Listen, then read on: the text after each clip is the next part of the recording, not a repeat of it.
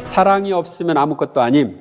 이제 고린토전서 13장 1절 이하. 내가 인간의 여러 언어와 천사의 언어로 말한다 하여도 나에게 사랑이 없으면 나는 요란한 징이나 소란한 꽹과리에 지나지 않습니다. 내가 예언하는 능력이 있고 모든 신비와 모든 지식을 깨닫고 산을 옮길 수 있는 큰 믿음이 있다 하여도 나에게 사랑이 없으면 나는 아무것도 아닙니다.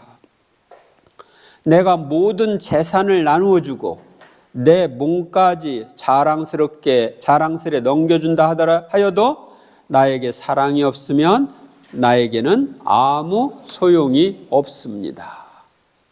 성령으로 충만했던 바오로 사도는 나에게 사랑이 없으면 나에게 주신 은사나 희생이 아무것도 아니라고 말합니다.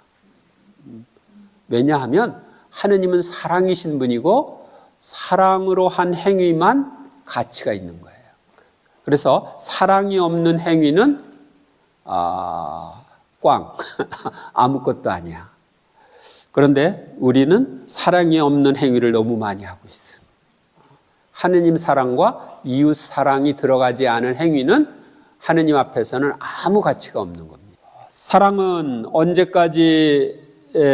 언제까지나 쓰러지지 않습니다. 예언도 없어지고 신령한 언어도 그치고 지식도 없어집니다. 우리는 부분적으로 알고 부분적으로 예언합니다. 그러나 온전한 것이 오면 부분적인 것은 없어집니다. 언제 없어지느냐? 천국에 가면. 예언의 은사, 신령한 언어 은사, 지식의 은사도 천국에 가면 필요 있어요? 없어요? 필요 없는 거야. 고린토전서 13장 13절. 그러므로 이제 믿음과 희망과 사랑 이 세 가지는 계속됩니다.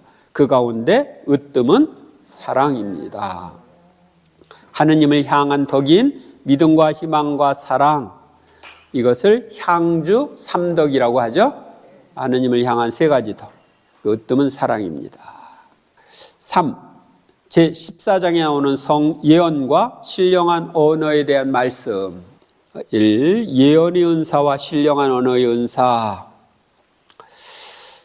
고린토전서 14장 1절 이하. 사랑을 추구하십시오. 그리고 성령의 은사, 특히 예언할 수 있는 은사를 열심히 구하십시오. 우리는 사랑이 없으면 아무것도 아니기에 먼저 사랑을 추구해야 합니다. 그리고 성령의 은사를 열심히 구하는데 특히 예언의 은사를 열심히 구하라고 되어 있죠. 첫째가 사도고 둘째가 예언하는 사람이라고 되어 있죠. 고린토전서 14장 2절. 신령한 언어로 말하는 이는 사람들이 아니라 하느님께 말씀드립니다. 사람은 아무도 알아듣지 못하기 때문입니다. 그는 성령으로 신비를 말하는 것입니다. 그러니까 우리가 신령한 언어를 할 때 일반 사람들이 알아들어요? 못 알아들어요? 못 알아들어. 그러니까 아무도 알아듣지 못하는 거예요. 신령한 언어로 예언을 할 때는 그것이 무슨 뜻인지 알아야 되기 때문에 신령한 언어에 대한 해석이 주어지지만 일반적으로 신령한 언어로 하는 기도에는 해석이 주어지지 않는 거예요. 필요할 때는 물론 주어질 수 있지만, 그리고 신령한 언어는 하느님께 말씀드리는 것이기 때문에 기도가 됩니다. 그러나 예언하는 이는 사람들을 성장하게 하고 격려하고 위로하는 말을 합니다. 신령한 언어로 말하는 이는 자기를 성장하게 하지만 예언하는 이는 교회를 성장하게 합니다. 신령한 언어는 자신을 성장하게 하고 예언은 교회를 성장하게 만든다고 했는데 조금 더 구체적으로 설명을 하면 이렇습니다. 예언은 다른 사람들을 위한 거야. 다른 사람들. 그래서 다른 사람들에게 하느님의 말씀을 전하니까 그 사람들이 그 말씀을 통해서 회개를 할 수도 있고 그 말씀에 따라 생활함으로써 성장할 수가 있어요. 그래서 교회를 성장하게 하는 거예요. 그런데 혼자 신령한 언어로 기도하는 것은 자기를 성장하게 한다. 즉 내가 신령한 언어를 계속 이렇게 하면은 영적으로 민감하게 돼요. 그러니까 성령의 도움을 받아서 하는 신령한 언어를 계속하면 민감하게 돼. 그래서 다른 은사에 대해서도 열려 있게 되고요. 하느님이 주시는 뜻을 더 쉽게 이해할 수가 있고 깨달을 수가 있어요.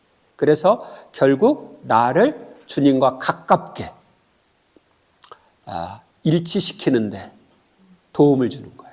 그러니까 그것은 내가 성장하는 거예요. 그래서 여러분들은 이 신령한 언어를 많이 하면 좋습니다. 고린도전서 14장 5절 나는 여러분이 모두 신령한 언어로 말할 수 있기를 바랍니다.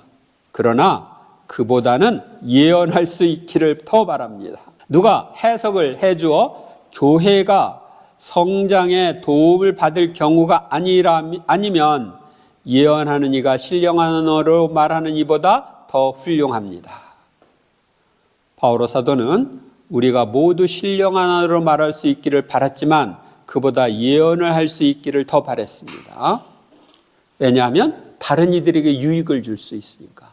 그런데 해석의 은사가 주어지면 예언의 은사와 똑같은 효과가 있기 때문에 그보다 더 강력한 효과가 있기 때문에 이 신령한 언어로 예언을 했을 때 다른 사람들에게 큰 도움이 됩니다.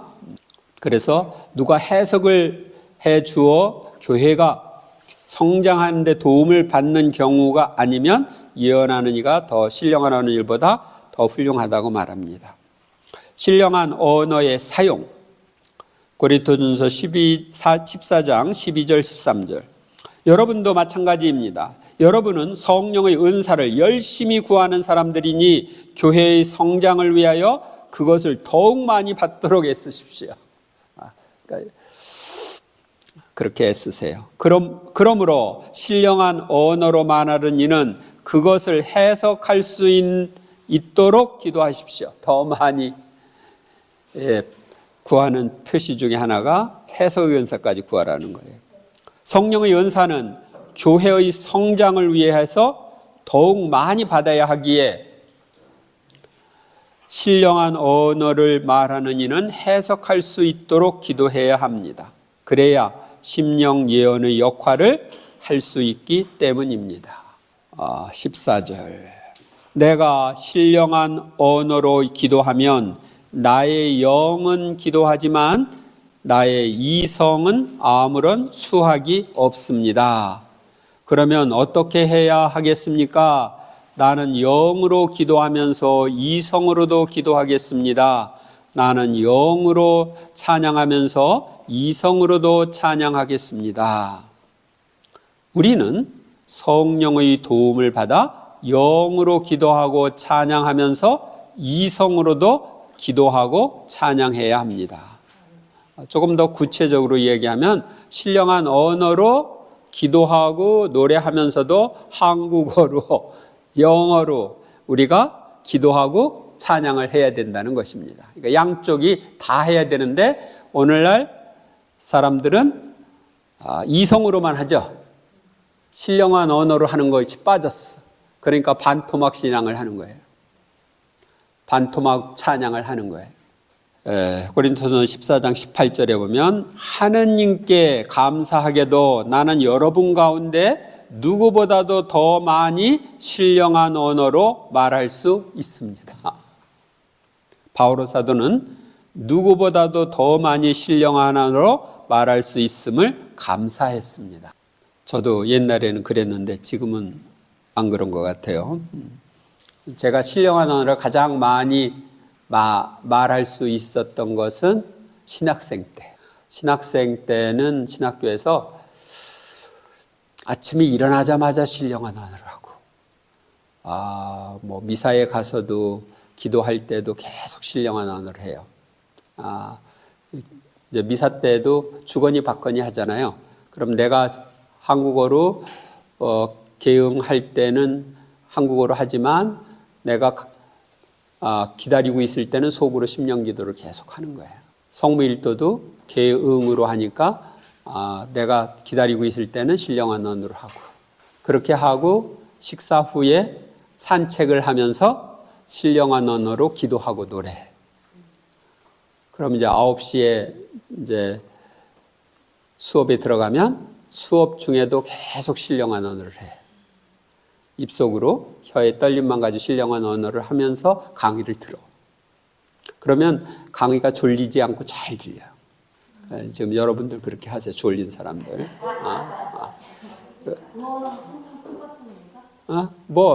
그러니까 그렇죠. 속으로 입의 혀의 움직임만 가지고 하는 거야. 혀 떨림만 가지고. 계속 그렇게 하고 길을 갈 때도 신령언어로 하고 저녁에 잘 때까지 계속적으로. 그러니까 하루에 몇 시간 하는지 몰라. 그렇게 신령한 언어를 하면서 사니까 늘 충만해. 늘 성령으로 충만해가지고, 이제 지도신부님이 그거 하지 말아봐. 한번 하지 말아보라고. 그래서 이제 하지 않으려고 입을 다물고 있는데 타닥 또 튀어나와. 그래서 이렇게 자동적으로 이렇게 튀어나온다고. 그러니까 이제 나중에 그냥 계속 해라. 그래가지고서 한 적이 있어요. 그렇게 성령으로 충만하면 많은 사람을 위해서 기도를 해줘도 지치지를 않아. 그러니까 옛날에 이제 제가 신학생 때는 신학교에서 방학 때 오면은 또 봉사 활동을 해요. 옛날 성령세신 같이 했던 사람들 만나서 또 이렇게 하고 또 안수해달라고 하면 안수해주고. 그런데 사람들이 안수를 많이 하면 힘이 빠져나간다. 그런 얘기를 하는데 힘을 빠져나가는 걸 못 느껴. 그러니까 그만큼 충만하게 성령 안에서 살면 내가 기도하는 양이 훨씬 많으니까. 그러니까 그 당시는 하느님 은총으로 제가 기도를 많이 했어요. 이 신령한 언어 그렇고, 그 다음에 이제 집에 이제 묵상 기도라든지 다른 기도들을 많이 했어요. 그러니까 성체조배 많이 했어요. 그러니까 이제 보통 신학교에서는 공식적으로 미사와 기도를 합하면 한 2시간 정도 돼요. 2시간, 2시간 20분. 묵주기도까지 하면은 그 정도 되는데, 그것 말고 제가 개인적인 기도, 성체 앞에서 머물러서는 개인적인 기도를 주님이 첫 번 학기에는 30분 할 수 있게 하셨어요. 공부할 게 너무 많아가지고 30분 이상 낼 수가 없어요. 30분 하고, 그런데 그 다음 학기에 가보니까 안 되겠어. 왜냐하면 30분 정도밖에 묵상 기도를 못 했는데, 나중에 이제 그 신학교에서 방학 때 갔는데, 우리 미카엘 씨도 알고 있는 안수길 콜라드 씨, 그 사람이 갑자기 많이 성장을 했더라고. 신학교 들어가기 전에는 내가 그 대화를 리더했는데 내가 먼저 세미나도 받고 그래 봉사를 먼저 했기 때문에 리더를 했는데, 신학교 한 학기 지나고 가니까 그 사람이 리더를 할 정도로 이렇게. 그래서 아니 이 사람이 어떻게 갑자기 성장을 했지? 그래서 물어봤어요. 그랬더니 이제 그 사람 혼자 살았었는데 아침부터 저녁까지 매일 성체 앞에 살면서 성경을 읽었다는 거예요. 그러니까 그걸 몇 개월 동안 하니까 쑥 성장한 거예요. 그래서 저는 이제 자극을 받아가지고, 아니 이렇게 가다가는 내가 나중에 어떻게 돼, 신부가 되면?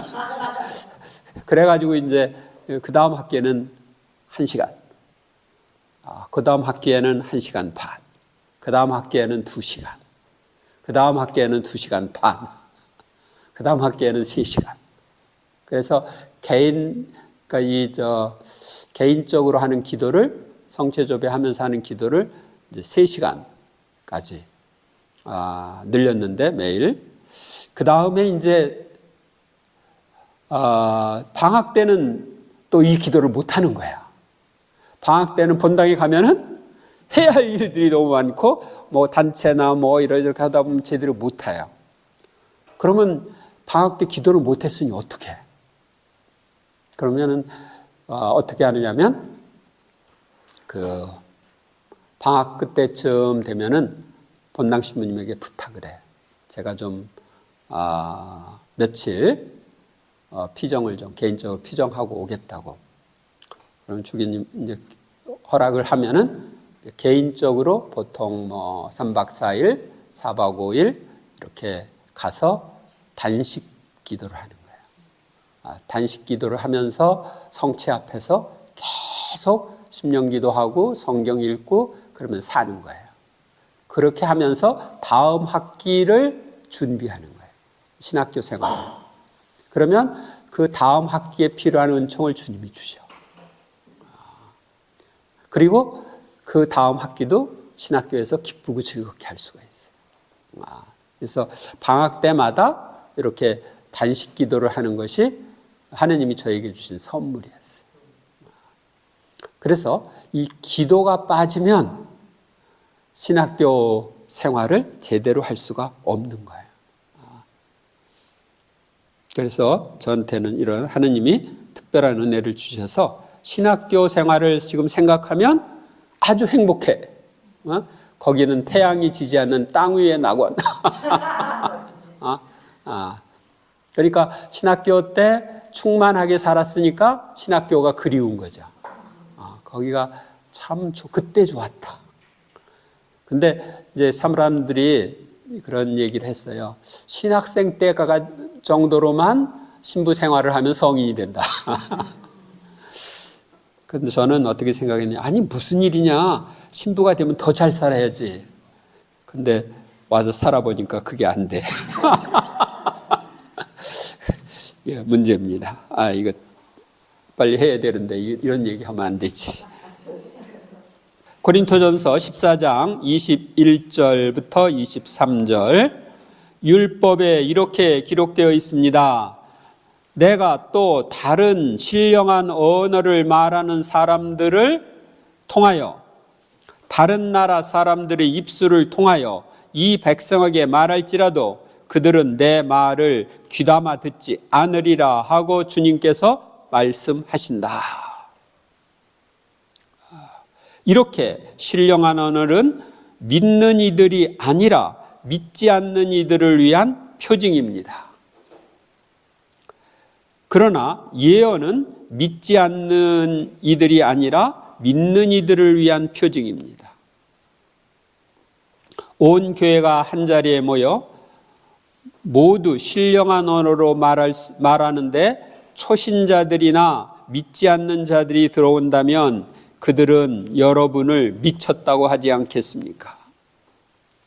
우리가 신령한 언어로 말하면 초신자들이나 믿지 않는 이들은 귀담아 듣지 않고 미쳤다고 할 수도 있다. 신령한 언어에 대해 모르니까. 그러니까 모르는 사람들 앞에서 막 알아들 수 없는 말로 짓거리면 뭐라고 그래요? 쟤 미쳤다. 교회 공동체 안에서 이제 위에 거랑 조금 모순되는 것처럼 표현이 되어 있어요. 이제 그 윗부분은 보면은 다른 사람들, 그러니까 다른 신령한 언어를 말하는 자들을 통하여 다른 나라 사람들의 입술을 통하여 이 백성에게 말할지라도 그들은 내 말을 귀담아 듣지 않으리라고 주님께서 말씀하신다.